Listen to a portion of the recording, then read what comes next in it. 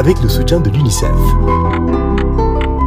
LHV, la lecture à haute voix. LHV. Sokhna Mame Diarra Bousso Diop, de l'école Terme Sud. Aujourd'hui, je vais vous lire le livre de Marc Twain, Le Prince et le Pauvre. Chapitre 1. De naissance. Par un jour d'automne, au milieu du XVIe siècle, au cœur de Londres, Tom, un petit Anglais, est né dans une famille de pauvres gens, les Conti, qui ne souhaitaient point sa naissance. Le même jour, à Londres, un autre petit Anglais est né dans la famille royale, Edward Tudor.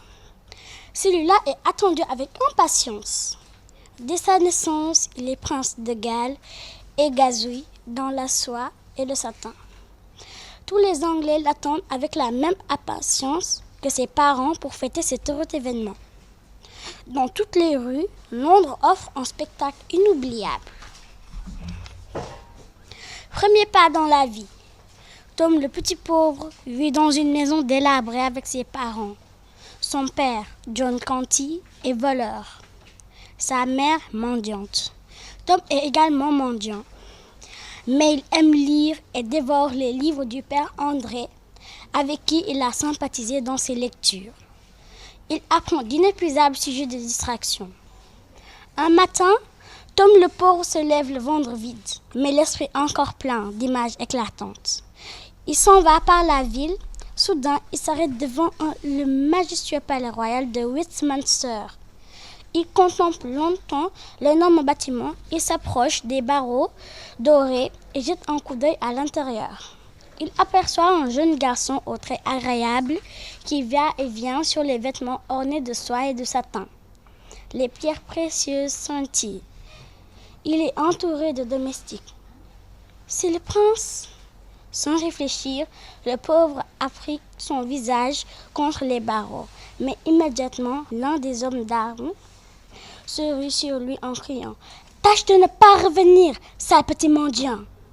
Aussitôt, le prince qui a assisté à la scène bondit jusqu'à la grille. « Comment oses-tu traiter un sujet du roi, mon père ? Ouvre la grille et fais-le entrer !» Ah, si vous avez vu les bandeaux retirer leurs chapeaux, si vous avez entendu crier « Vive le prince de Galles! Vive le prince de Galles !» On ouvre la grille et le pauvre dans ses ayons avance et prend les mains que lui tend Édouard le prince. « On t'a maltraité, lui dit-il. Tu dois avoir faim, viens avec moi. » Il le fait entrer dans le palais et le conduit à une presse richement meublée. « Mon cabinet, lui dit-il. Fais apporter un repas semblable à ce que dont Tom a vu la description dans ses livres. » Le prince regarde manger le pauvre en lui posant 1000 questions sur sa famille, l'endroit où il vit. Il veut tout savoir sur lui. Lorsque le pauvre commence à lui raconter sa vie, le prince l'interrompt. « Ah, si je pouvais une seule fois m'habiller comme toi et m'en aller pieds nus dans la boue. »« Et moi, dit le pauvre, si je pouvais une seule fois être vêtu comme vous. Vraiment, cela te plairait ? Dans ce cas, qu'il en soit fait, selon ton désir. Enlève tes ayons et mets mes vêtements. » Voilà, le prince de Galles est habillé en ayons du petit pauvre et le pauvre habillé en vêtements éclatants du prince de Galles.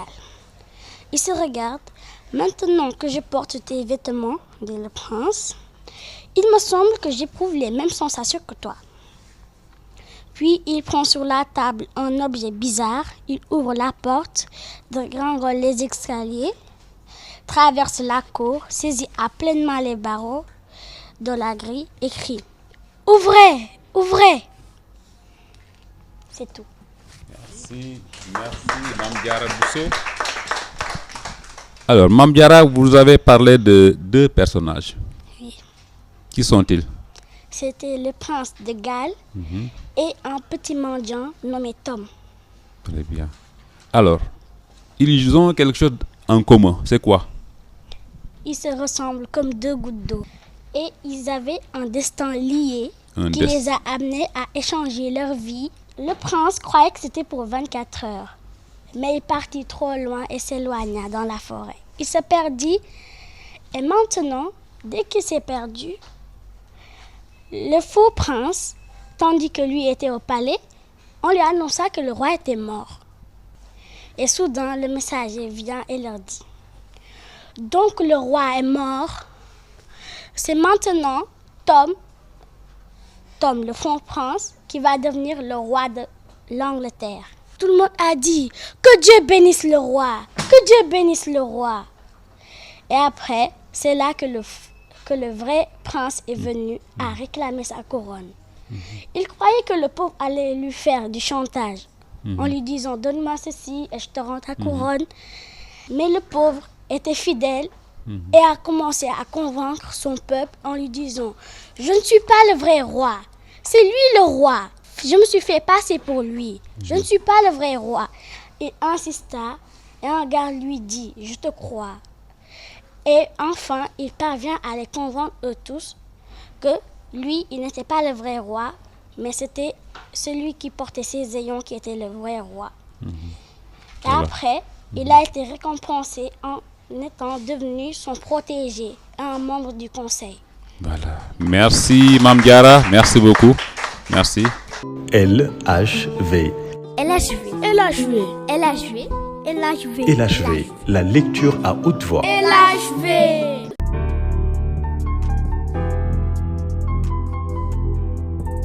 Bonjour, je me présente, je m'appelle Kadiatou Diallo. École Terme Sud. Le ciel était gris, il était presque 17h30. Les élèves n'attendaient plus que le signal de la cloche. C'était une vieille jante de voiture suspendue à un arbre.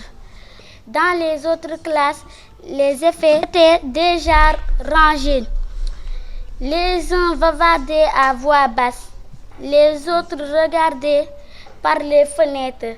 Derrière l'école, il y avait un chemin. Les élèves se faisaient toujours punir quand un instituteur les surprend en train de regarder les passants. Le vent se mit à souffler. Un garçon courut vers la cloche, ramassa un bout de fer et frappa sur la vieille jante. Toutes les fenêtres se fermèrent. Les élèves sortirent. Le silence de la cour se transforma en brouhaha. Chacun était pressé de rentrer chez soi. Certains couraient, d'autres s'interpellaient. Alors, comment s'appelle le livre que tu es en train de lire? Le cristal, C'est écrit par qui? par Lassina Coulibaly. Alors, qu'est-ce que tu as aimé dans ce passage-là? Pourquoi tu as aimé ce livre-là? Parce qu'il y a la victoire. Quelle victoire? De qui et de qui? NB et le vieillard. Alors, qu'est-ce qui les a opposés? Qu'est-ce qui les a opposés? Ils se sont rencontrés. Et maintenant, le vieillard l'a dit quelque chose. Tu dois me suivre. Les dieux t'ont amené à moi. Le petit n'a pas accepté. NB n'a pas accepté de venir. Maintenant, le vieillard l'a forcé. Il est venu. Ils ont fait une aventure. Jusqu'au pharaon. NB a pris le cristal. Maintenant, il a gagné. Voilà, c'est ça. Merci, merci beaucoup. Voilà. LHV. LHV, la lecture à haute voix. Avec le soutien de l'UNICEF.